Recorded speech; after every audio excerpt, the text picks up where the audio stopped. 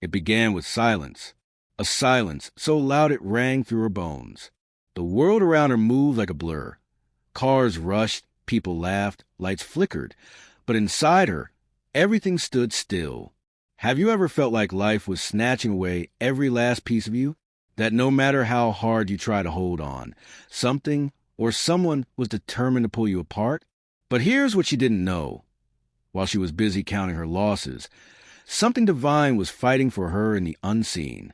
And the whisper she would soon hear, that soft but mighty voice, would change everything. Nothing can take you from me. Maya was the kind of woman who gave her all. Her hands, once soft, were now calloused from sacrifice.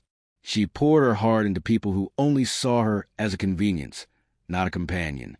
At 27, she had already buried her dreams beneath the weight of responsibility, working double shift to care for her ill mother, loaning money to friends who never returned it, and staying silent when her kindness was mistaken for weakness.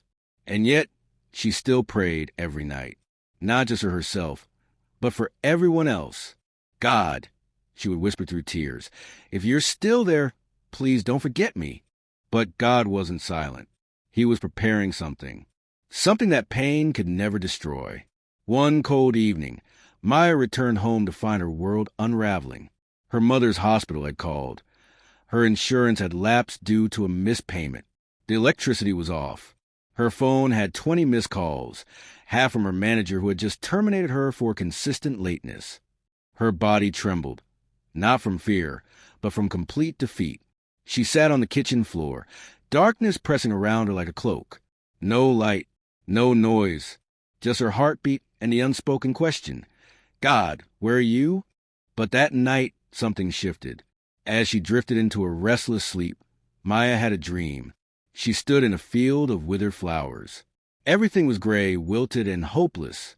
She turned in every direction, but there was no escape. Suddenly, the sky split open, not with lightning or thunder, but with a radiant golden warmth. And a voice echoed, not loud but undeniable. They tried to take your joy. They tried to take your dignity. But you are mine. Nothing can take you from me. She woke up gasping, clutching her chest like something had physically touched her heart. The dream was so vivid, so alive, it didn't feel like a dream at all. The next morning, though her problems hadn't vanished, she felt different. A calmness had replaced her panic. She found enough coins hidden in an old purse to buy candles. She brewed tea with the last of the leaves. She wrapped her mother in extra blankets, kissed her forehead, and for the first time in months, she smiled. But the world wasn't done testing her. The landlord arrived unannounced that afternoon, banging on the door. You have 1 week to pay or vacate, he shouted, his tone as cold as the winter air. Maya nodded quietly. No argument, no tears, just the same whisper in her soul. Nothing can take you from me. Desperate but not defeated, she visited a community center nearby. It was a long shot. A bulletin board listed odd jobs: dog walking, tutoring, translation work. Maya spoke 3 languages. She circled one ad, looking for a night caregiver. Urgent, immediate payment. She applied. That evening, she met the employer, an elderly woman named Ms. Alira, whose husband had just passed and who now lived alone in a giant house that echoed with silence. Something about Maya's presence comforted her, and she was hired on the spot. That job became her lifeline. For the next few days, Maya worked nights with Alira and spent her mornings caring for her mother. Money slowly trickled in. Her mother's treatment resumed, and the hospital offered a discount after reviewing her situation. But it wasn't just about the money. Maya started writing again, something she hadn't done since college. On breaks, she would scribble in a notebook by the fireplace. Alira noticed one day and asked, "What are you writing, child?" Maya smiled, shy. Just stories. About pain, about strength, about God. Alira took her hand. "I used to be an editor. Let me read one sometime." She did, and she cried.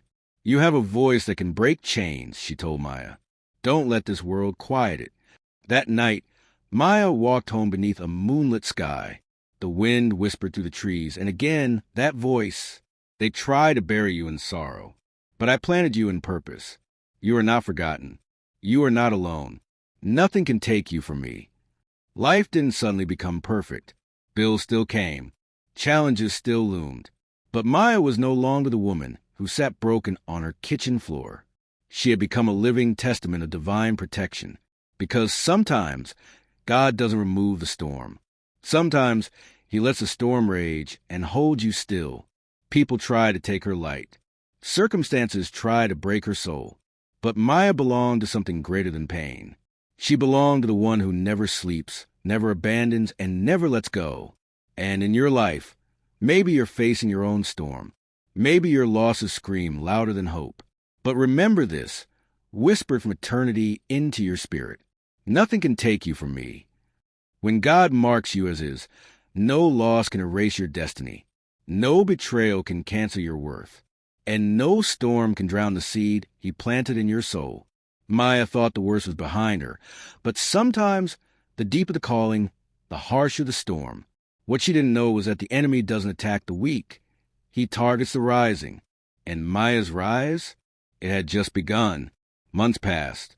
Maya's story slowly evolved from survival to strength.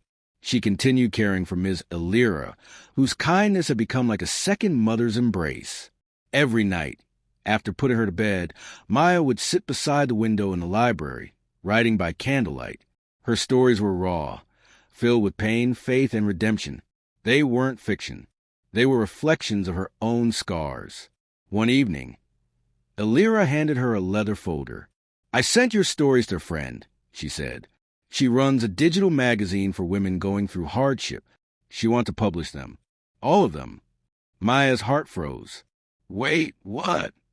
"She thinks your voice can bring healing. She wants you to start a column. Weekly." Maya looked down at the folder, then back up, tears flooding her eyes. She had spent so long invisible, so long unheard. And now, her voice was about to travel into the world. She started writing weekly for the magazine. Ashes and Grace, they titled her column. Each story reached thousands of readers. Broken mothers, lost daughters, forgotten souls. Women wrote in from around the world, sharing how her words stopped them from giving up. But with purpose comes pressure. And sometimes when the light gets brighter, the shadows fight harder. One cold night, Maya returned home to find her apartment door slightly ajar. Inside, chaos. Drawers thrown open. Her journals missing. Her laptop gone. Panic wrapped around her throat. She backed away, trembling, when a voice startled her. Looking for something? It was her ex-fiancé, Rajiv, a ghost from her past. The one who left her 2 weeks before their wedding when her mother got sick. The one who called her too much baggage. Now he stood there, smug, holding her notebooks. "I read your pretty little sob stories," he sneered. "Didn't expect you'd turn your pity party into fame. What are you doing here?" Maya's voice cracked. "You think writing about me makes you powerful?" He stepped closer. "I came to remind you who you really are. Nothing but broken." But Maya wasn't that girl anymore. "No," she whispered. "I'm not broken. I'm chosen." He laughed. "We'll see what your readers think after I leak these." Maya stared at him, calmly, quietly. Then she said something that stunned even him. "You can take my journals. You can even try to take my story. But you can't take my peace. You can't take my purpose. And you definitely can't take me from the one who never let go." Rajiv faltered. "I'm not afraid anymore," Maya continued, "because I've already been through hell. And guess what? I didn't just survive. I grew wings." She turned, walked out, and never looked back. Later that week, she went public with the break-in. She told her readers the truth, not as a victim, but as a warrior. And their response? Overwhelming. Her follower count tripled. Emails poured in. Speaking invitations arrived. Her voice wasn't just surviving, it was roaring. But amidst the rising spotlight, Maya stayed grounded. She prayed every night, not for fame, but for strength, for wisdom, for humility. And one night, as she prayed beside her sleeping mother, that same dream returned. She was in a garden this time, flowers in full bloom, birds singing, sky golden. And that same voice whispered again, gently, like a promise carried on wind. They threw dirt on you, hoping you'd die, but I used it to grow you. Because nothing, no one, no pain, no betrayal can take you from me. The world will try to rename you, call you weak, broken, forgotten, but heaven calls you mine. Maya didn't just rise. She became a lighthouse for others drowning in silence. Her pain became a platform. Her losses became letters of hope. And every storm that once tried to crush her now bowed before her purpose. She learned that even in your darkest valley, God never loses sight of you. That when life snatches your comfort, your relationships, your sense of safety, God whispers louder than fear. You belong to me, and nothing can take you from me. So maybe you're reading this right now, standing at the edge of your own breakdown. Maybe people have left. Maybe life has hit harder than you ever imagined. But listen carefully, because heaven still speaks. You are not alone. You are not forgotten.